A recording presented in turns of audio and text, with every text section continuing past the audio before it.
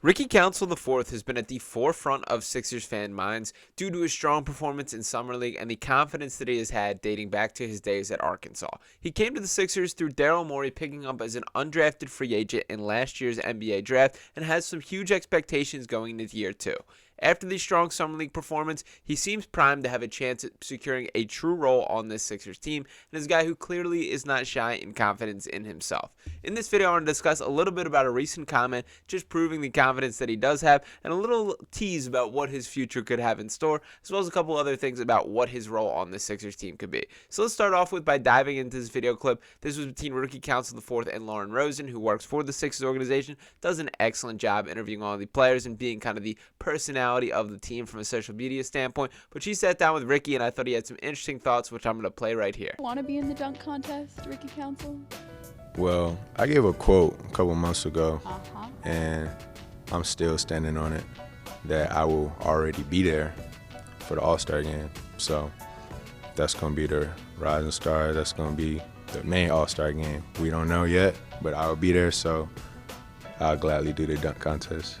So as I mentioned, not a guy that is shy on confidence by any means, and he's proven that time and time again. Now I want to break kind of this answer down in two parts. Number one, the conversation about being at All-Star Weekend, and number two, with the dunk contest. And I'm going to start right there and just put it up here straight up. Is Ricky Council IV could absolutely win a dunk contest. There is zero doubt in my mind when you look at some of the winners over the years and some of just the in-game dunks that this man has broken out, that he has some real deal athleticism. He dunks with a power that I think is really impressive and would straight up win if he gets the opportunity. So NBA, roll out the red carpet for our boy.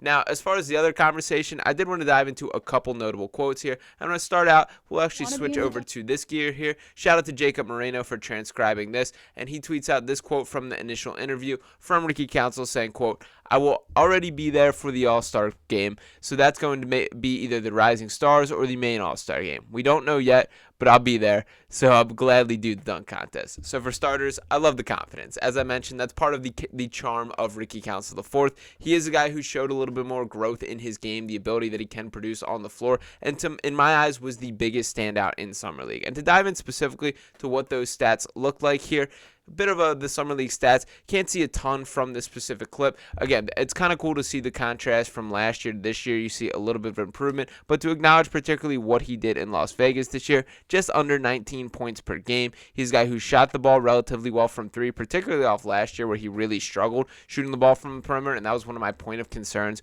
with Ricky Council overall. So glad to see him to get off on the right page there, and overall, he stepped up as a leader for this team as well. Now, with Ricky, I do want to acknowledge that this is a guy who kind of has an interesting niche, that one of the more interesting characteristics about him as a player is the strengths in his game are not typically those that are seen in a role player. That generally when you think about those guys fitting along the edges, that they tend to be good at, perimeter defense, three-point shooting, things like that. For Ricky, he has very star qualities, and by that I mean getting to the free throw line at a high rate, his athleticism around the basket, the way that he can finish. It's kind of an interesting mix of player. And one of the things that he's really spoken on is his versatility. Now, to dive into a little bit of what his stats, there's not a ton that we can see at the NBA level there. 5.4 points per game, 1.4 rebounds per game, just 0.5 assists, has shot 37.5% from the field, or from beyond the arc, 48.2% from three, does measure in at 6'6", still just 22 years old. There's a lot to like about Ricky, and we can tell more kind of from his G League stats, which I do want to dive into here.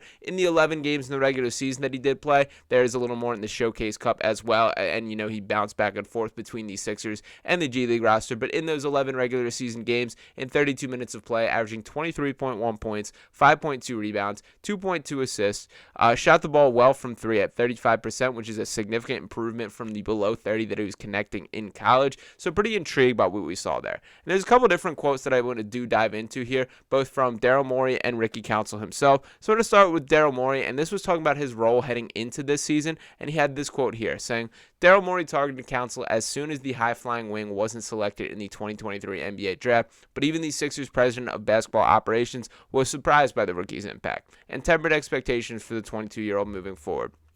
Quote, with Ricky, the way it normally goes, and we spoke to Ricky about this in his exit meeting, is your first year, you almost have no chance, especially if you're undrafted. Morey said it as his season-ending presser. You have to prove yourself in the G League, which he did. the second year, you really have to focus on what you need to improve on. And if you do that, you then need to give a coach the reason to play you, because you're probably not going to play a whole lot your second year.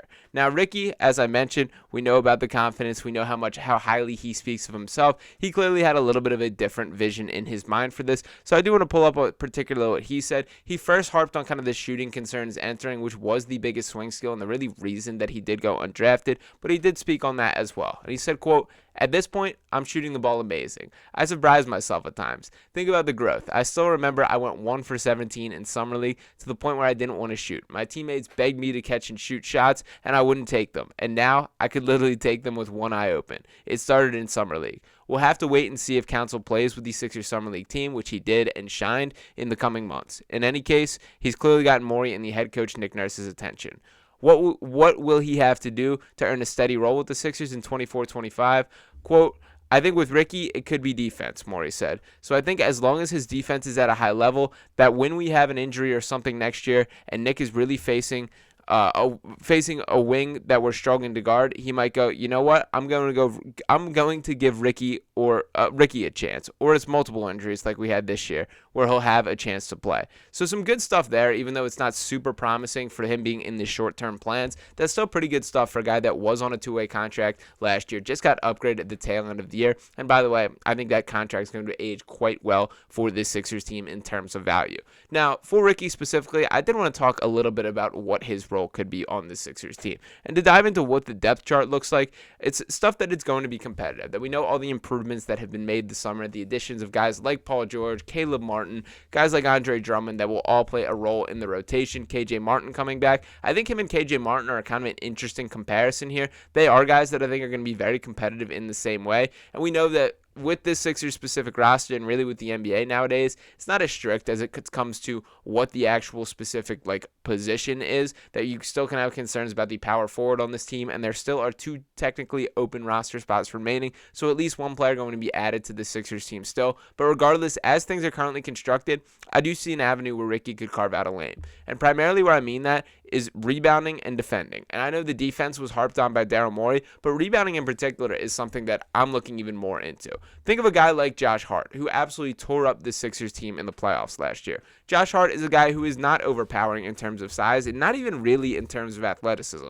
Straight up, I think Ricky Council IV is a pretty notably better athlete than Josh Hart. But what Josh Hart absolutely is great at is having a nose for the basketball and reading rebounds. If Ricky Council can really hone in on that ability, and by the way, the effort is already there, his ability to crash the offensive glass absolutely popped in Summer League and did throughout the NBA season as well.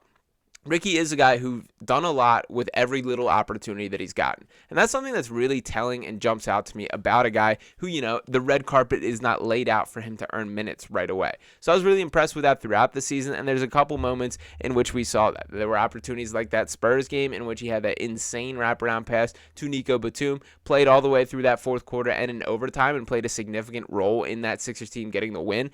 I like that Nick Nurse showed a little bit of trust there. And again, it's not going to be easy in terms of minutes, that we do know that there are going to be guys that are going to be guys competing for those same minutes, and the red carpet is not laid. There's going to be a lot of competition on the Sixers team in a way that simply was not the case in past years. Once again, to look at the depth chart here, even a guy like Jared McCain, who was obviously the first round pick, I think it's be difficult for him to scrounge up minutes on this team.